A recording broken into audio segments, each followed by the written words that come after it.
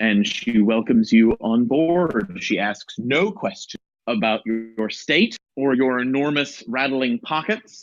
She is a consummate professional and ushers you on to her small ship, which silently pulls away into the darkness of the cave beyond. Thus passes our campaign. Hey! I have an epilogue for you. We did If it. you have a few minutes. Yes, please. Oh, Yeah. yes. Yeah. Yes. Right. I crave your indulgence for just a few minutes more. Each of you has one, so I will start in order. Decades after the events beneath the ruins of Halagar, we see Mara. Silver hair tied back, her face now aged, but with the same steely gaze as ever. The sun shines brightly over the plains of Plostri, and the river of time has worn smooth the rough stones of her memory.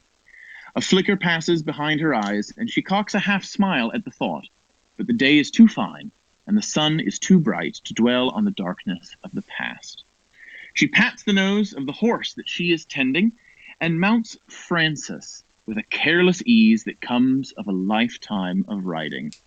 The path to claw his spirit back from the netherworld was long and difficult, and convincing a dark wizard to clone his body from a lock of precious hair she had saved was not any easier.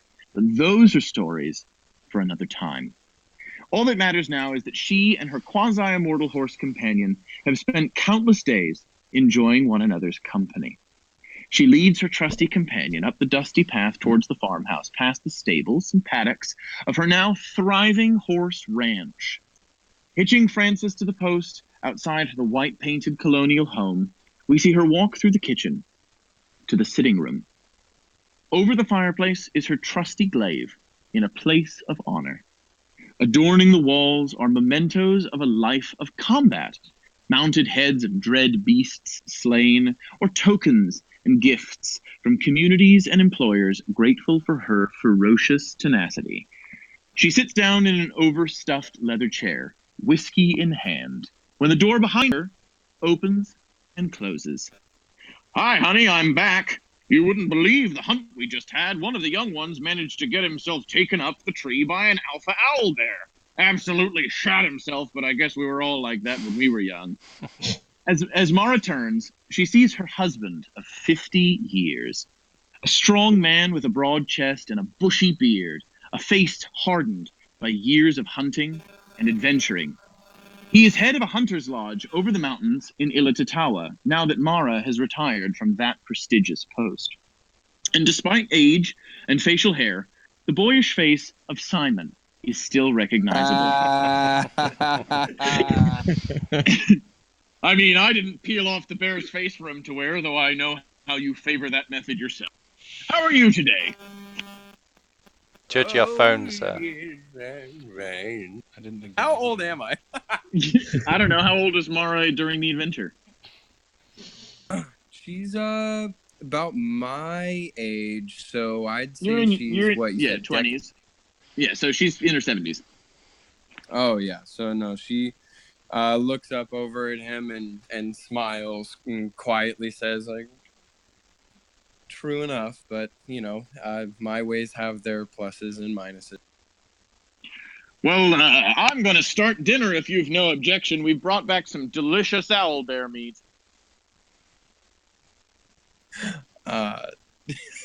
Sorry, I'm loving this so much. I quietly nod and get myself up and say, I'll follow you in there. I'll help you. All right. And you and Simon retreat into the kitchen to make another dinner at the end, or the twilight, of a very happy life together in your... Oh, Alex, she cut out. All right. Hello? Hello? Okay, you're back. Is anybody there? You cut out a little bit, Alex. Alex. Did I? He's back. I'm back. Where did I lose you? You lost me at cooking dinner. Yeah, you and Simon head into the kitchen and soft music can be heard as the sun sets on another day at the twilight of Mara's years. Our scene changes, and we see Grimitar as he sits on a throne of skulls, the last 50 years passing all too quickly for a half-orc. But this half-century was kind to Grim. Fulfilling his oath of conquest, Grim used his divine power to unify the scattered half and full orc tribes of the north, and routed the flesh court of vampires from the northern wastes of Kana and Suk, declaring himself ruler over the ancestral tundra of his people and establishing a new nation of orcs he named Nedgun.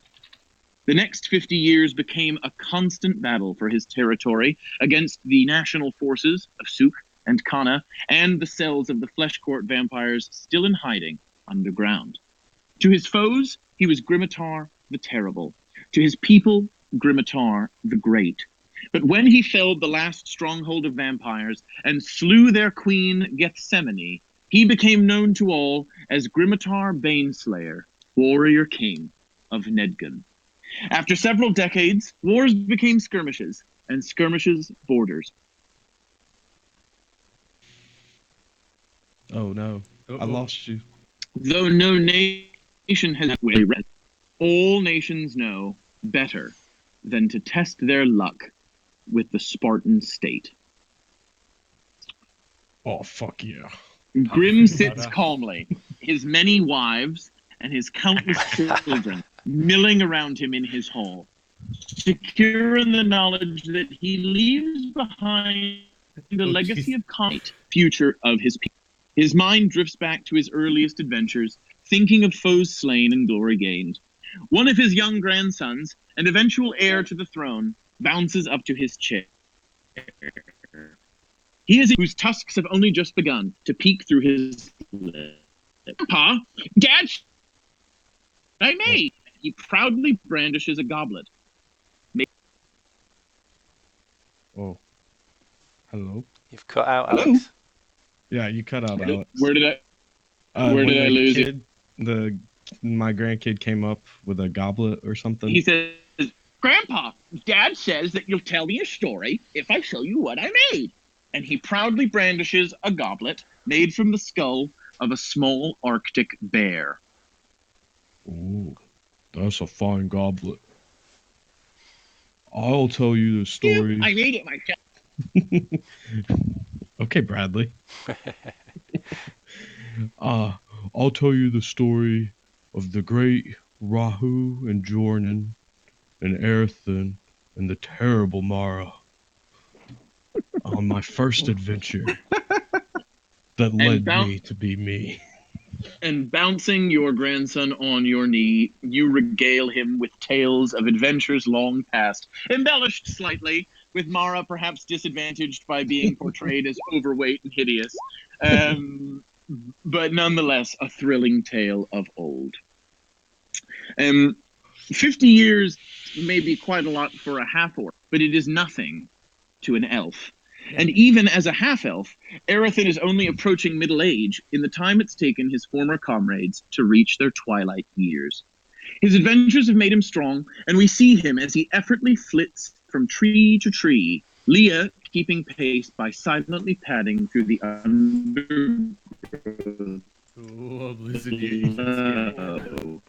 Oh no. Now grown beyond no rival down to Hold on. wolf. Hold on, Alex, we lost you. Hello? God, that was scary as hell. Yeah. Sorry. Whoa. Am I back? Okay. You might be now. I'm not sure. God, if Any you could hear better? it on our end. I know. If you can hear what we're hearing. I can't, I'm afraid.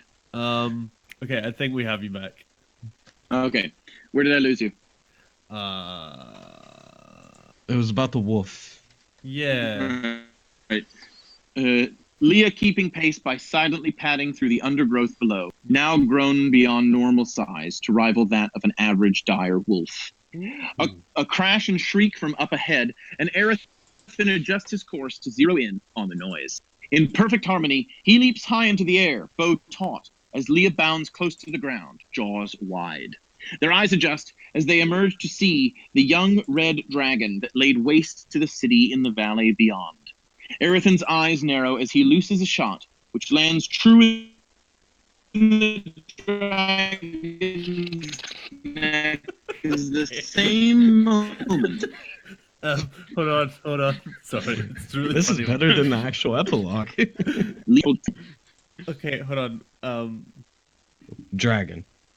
I don't know yet.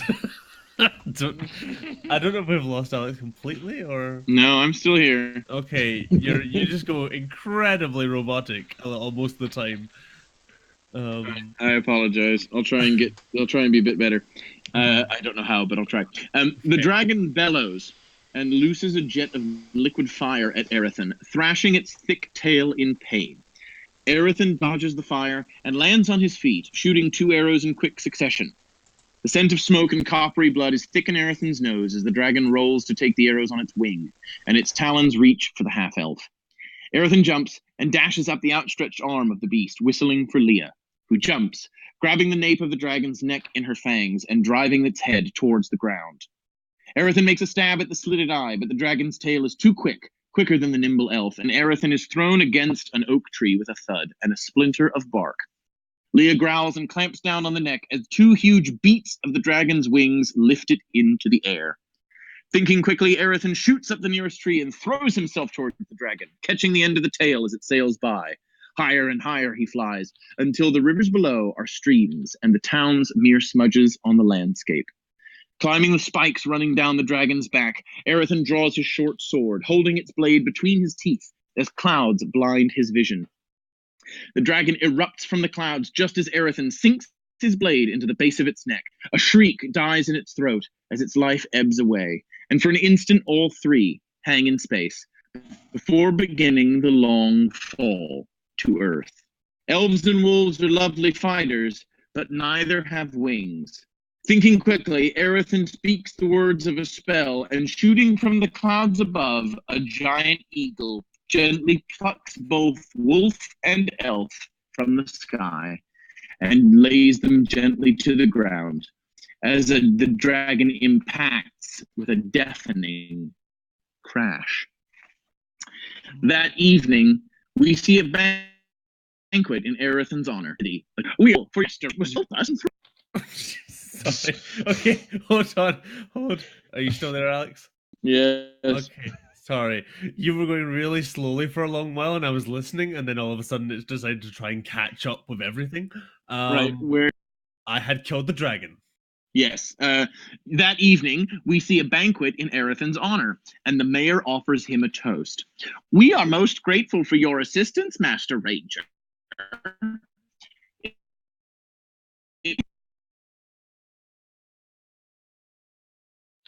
Oh no. And the end. And scene. I'm Hello. just leveling Judd up to 13. John, Okay. so- and Right. I'm going to suffer through my epilogue, but okay. Go on. Sorry, Josh. If you said something, I missed it. No. Okay. No. The toast. Yes. You were offered a toast and asked what and thanked for your help. Well, these are my lands to protect, and I do what I can, and will continue to for as long as I can. You are quietly past an enormous bag of gold underneath the table, out of sight of the jealous townspeople. And Erethan laughs and dances and revels the night away in one of a long line of many adventures that he enjoys over the course of his life. Oh. It is a crisp autumn day in Dimeramos, and the sea breeze rolls in from the south as an ancient figure hobbles up the long and winding path to a monastery atop the sea cliff. This hunched man grips a staff with gnarled hands and straightens slightly as 2 young monks run towards him. Abbot Wukong, you have returned. You've been gone so long we feared the worst. How were your travels? Sonny smiles a smile, missing more than a few teeth, and thinks back onto perhaps his most recent and perhaps final adventure.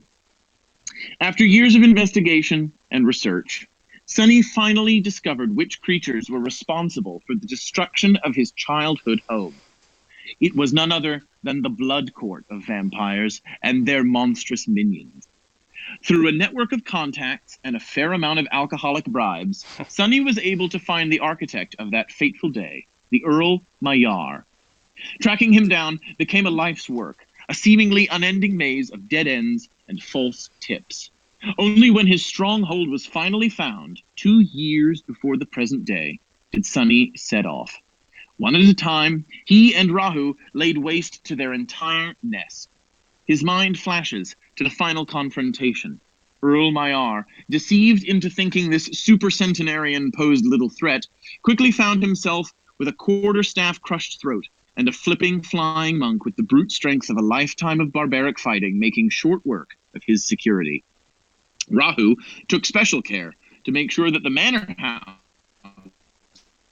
of the more than flaming rubble before beginning the long walk home. Finally avenged, Sonny and Rahu now returned to their monastery to Yiaiti.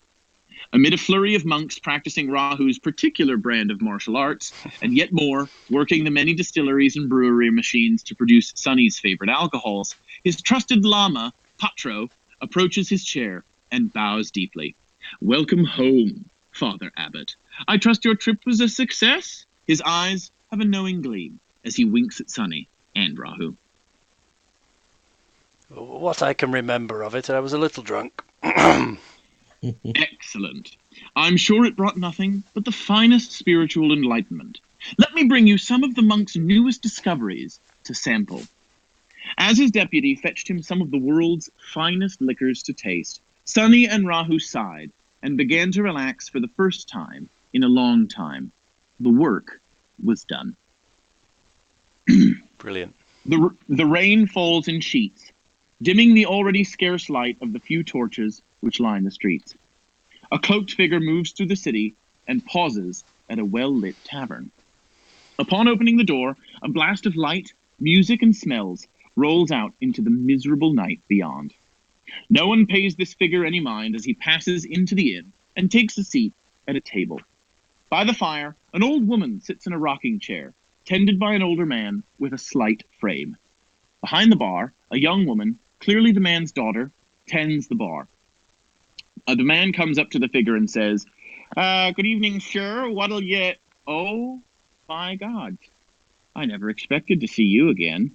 The figure draws his hood back, and we see Jornan, his face as youthful of 25 years as it ever was, though his eyes carry a weight behind them. Hey, Emmett, look who it is! Our old friend Jornan." At the mention of the name, the elderly woman's head snaps to look at Jornan, a fire both reflected by and burning within her eyes. She doesn't speak, but if looks could kill, she'd be accused of war crimes. "Well, gee, Jornan, we all thought you were dead, especially after you never came back from that Arctic mission. What happened?" Nothing good, Bradley. Nothing good. And he nods knowingly. Brushing into the tavern swagger 2 watchmen of the Wizard's Pavilion, their senior rank displayed on their gauntlets. They brush over towards the table. Well, Jornan Demonsworn. We've been looking for you for quite some time." Jordan's eyes flit to Bradley, and with 3 quick words and a gesture, both watchmen's faces go blank as they slump to the ground drooling, and Jordan dissolves in mist. As he dissolves, he hears Emmett shriek, "Still making a mess in my fucking tavern!" The next morning, Jordan passes through to the city square. No one notices him as he brushes through the crowd with his hood up. He walks until he finds himself face to face with the statue, standing in the center of the bustling marketplace. There, carved from the finest marble and standing 10 feet high, we see 4 figures in action. An elderly monk stands in the background, bottle in one hand, fist clenched in the other. A dwarf holds a holy symbol high, his open palm in a defensive position. A muscular human wields 2 swords with effortless grace, slicing through an unseen foe. And at the front stands a wizard, spellbook in hand, robes flying back, power radiating from every inch of this carved figure. The inscription on the base reads, Jornan, Valoran, Phalar, Sunny, saviors of Anisti, heroes of the realm. Flowers and stones litter the plinth, and the feet of all four figures are worn smooth. As Jordan stands there, a young man approaches, sword on his back.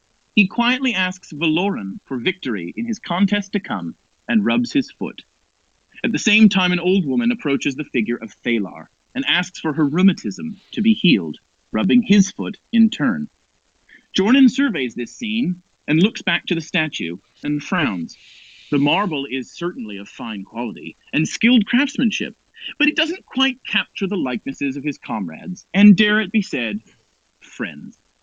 Another gesture and muttered breath, and the marble squirms and shifts into perfect copies of each member's visage. A small boy gasps as he watched the magic take effect. He sees Jordan, and his eyes sparkle at the display of magic. The smile fades from his face as he whips his head first to the statue, and then back to Jordan. A ghost of a smile flits across Jordan's face, and he holds his finger to his lips, winking at the boy before we see him turn and disappear into the crowd.